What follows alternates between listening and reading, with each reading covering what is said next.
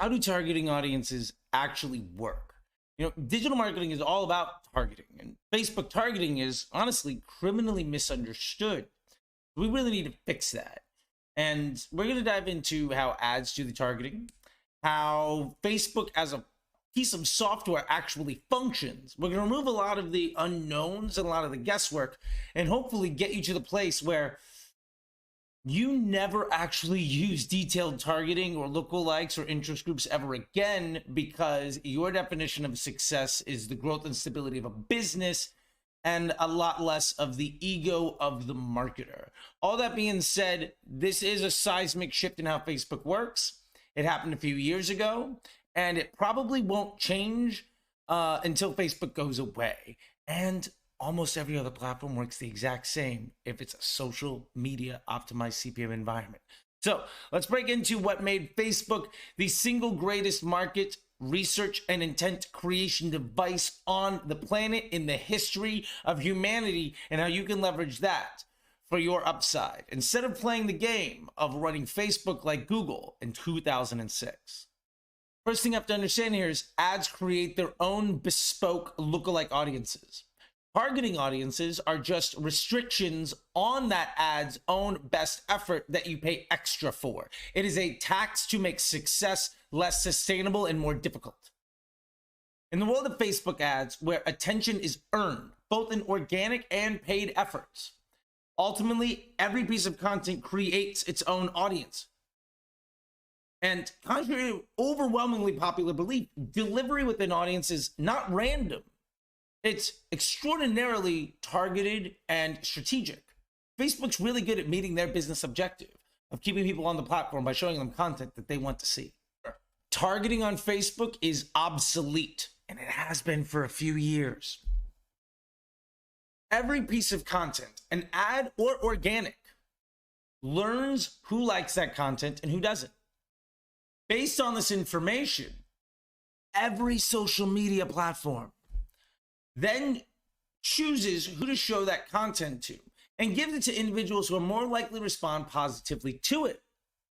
Running ads is no different than earning organic reach. Because remember, every social media platform's business model is predicated on keeping you on the platform for as long as possible. That is tremendously important to know. We as users are likely to see content based on the content that we've previously engaged with and the actions we've taken both online and offline. Our spending behavior, basically, where has our smartphone been since 2007, and what do our taxes say about us as a person with every purchasing decision that we've ever made. And this doesn't just mean that users have a curated feed of content that's built for us. It also means that as marketers, we need to understand that our ads are curating audiences for themselves. You are not a victim. iOS 14 was not a bad thing. It made doing bad things more harmful. Facebook's business model is built on the retention of attention for profit. For better or worse, we are business partners with Facebook. You don't have to be. You don't have to give them any money. You don't like the way they treat you? Go someplace else. We need to appreciate that if we are complementary in this effort of meeting Facebook's business objectives, then our business results are going to be much easier to achieve and far more stable. Every ad, and honestly every piece of even organic content, knows who clicked on it and who engaged with it. And Facebook is aware that this person had a positive experience because of that interaction. And maybe they loved the ad and that hook rate was awesome and you got some attention and they went to your site and they left immediately. Hook rate will never improve your business model. Maybe they clicked on your ad and they went to your site and they bought a product and shipping took forever and they just demanded your money back and left a lot of negative reviews and had a very bad sentiment with your brand. Your business is going to fail. Because no amount of content or targeting is going to fix your business model. Ads ultimately create their own audiences based on these positive experiences. If I show my ad to 1,000 people and 500 people hate it and 500 people love it, and a couple of those people that love it actually had a really positive experience with my business, the next 1,000 people that see my ad are going to look a lot like those that clicked on the ad, enjoyed it, engaged with it, and had a positive experience with my business. Because that's in Facebook's best interest as a business. By taking this information, they're able to define the best impressions for our shared business objectives. And if Facebook is spending a lot of money on the ad that isn't the best, why are you running it? That's your choice. Let's cover one of the most wildly misunderstood and one of the biggest liabilities in the business, one of the most wildly misunderstood facts in Facebook. How do interest groups actually work? Well, interest groups were introduced as a direct effort to mimic affinity audiences 10 years ago, as a way to make Facebook more familiar to people running Google ads, because at the time, Facebook was a pay-per-click platform, just like Google. And this is tremendously important to understand how they are designed to work. Google is an intent platform. Users are exposed to Google ads because they give the system a signal that says, we are interested in seeing this content right now. You type something into the search bar and it gives you results. And their business objective is to get you on and off Google as fast as possible. Affinity audiences were Google's way of allowing their advertisers to reach people who might not yet have intent. Facebook creates intent. 6 years after interest groups were invented, Facebook made a seismic shift in how the platform operates. Since then, ads have created their own targeting. Ads know who responds positively to it. Distribution of an ad within an audience is by no means random, because Facebook is trying to keep people on the platform for longer and longer, and trying to get you to want to use Facebook and Instagram, especially with the rise of YouTube and TikTok and every other platform trying to steal that market share for attention. Interest groups audiences as a technology were effectively deprecated. They're no longer supported or being updated by people at Facebook ever again. And they're getting canceled by the thousands on a regular basis. So how do interest groups on Facebook actually work? And why should we never use them?